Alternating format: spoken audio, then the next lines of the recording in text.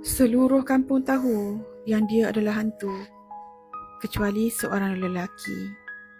Siapa tu? Nang Nak, seorang wanita Thai yang menunggu suaminya Mak pulang dari perang. Hari demi hari perutnya sarat mengandung, tapi suaminya tak kunjung pulang. Sehinggalah orang kampung digemparkan dengan Nak sewaktu melahirkan anak. Tapi disebabkan cinta dia terlalu kuat terhadap Mak, maka jiwanya nak pergi dari dunia ni. So dipendekkanlah kisah, akhirnya suami dia Mak pun pulang. Bila Mak pulang, Mak tengok dekat rumah yang isteri dia dengan anaknya masih hidup menyambut kepulangan dia pulang dari perang. Mereka menjalani kehidupan seperti suami isteri yang normal. Walaupun orang kampung cuba untuk memberitahu Mak tentang Nak, tetapi Mak memang langsung tak percaya kata-kata orang kampung. Diorang anggap yang mungkin orang kampung jealous dan cuba nak pisahkan mereka suami isteri.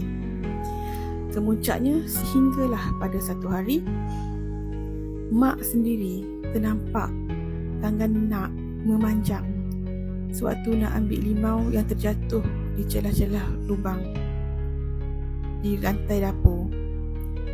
Apabila Mak mengetahui hakikat ini, Mak terus lari mendapatkan orang kampung. Dan seperti korang lihatlah dalam movie, akhirnya roh Nak berjaya ditenangkan oleh Sami. Walaupun cerita ini adalah legenda, tetapi terdapat satu shrine dekat daerah Bangkok yang dipanggil Prakanong. Dikatakan dekat daerah Prakanong itulah orang-orang pergi ke situ untuk membayar nazar ataupun membuat hajat, terutamanya pada wanita yang berniat untuk mengandung. Tetapi aku tegaskan, selalunya yang datang tu hanyalah yang bukan beragama Islam lah.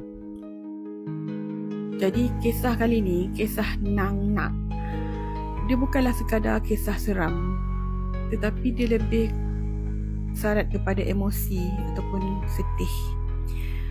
Kalau korang berada di tempat Mak, adakah korang masih stay lagi dengan Nak walaupun korang tahu yang Nak tu bukan lagi manusia?